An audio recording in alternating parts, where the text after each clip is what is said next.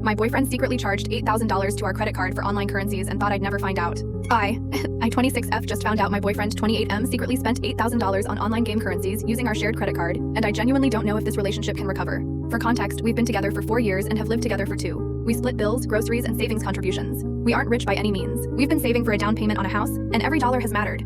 A few weeks ago, I noticed our credit card balance was much higher than usual. At first I assumed it was a mistake, or maybe a recurring charge we forgot about. Then I started looking through the statement. There were dozens of transactions from the same gaming company, $99.99, $99.99, $99.99, over and over again. At first I thought maybe the card had been stolen. When I added everything up, the total was just over $8,000. I immediately called my boyfriend at work. He sounded nervous the second I mentioned the charges. When he got home, he admitted they were all his. Apparently he'd been buying in-game currency for a mobile game he's obsessed with. I asked how he thought he could spend $8,000 without me noticing. His response? I thought you'd never check the statements. I honestly thought he was joking. He wasn't. He explained that he'd started with small purchases and kept convincing himself he'd stop after the next one. Then he got invested in some limited time event and spent more. Then another event happened. Then another. The worst part wasn't even the money. It was that he admitted he'd been deleting email receipts and hiding notifications because he knew I'd be upset.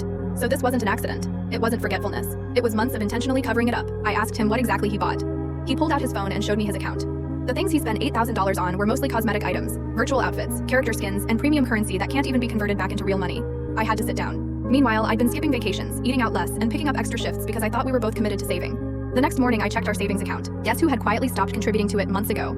At that point, I packed a bag and went to stay with my sister.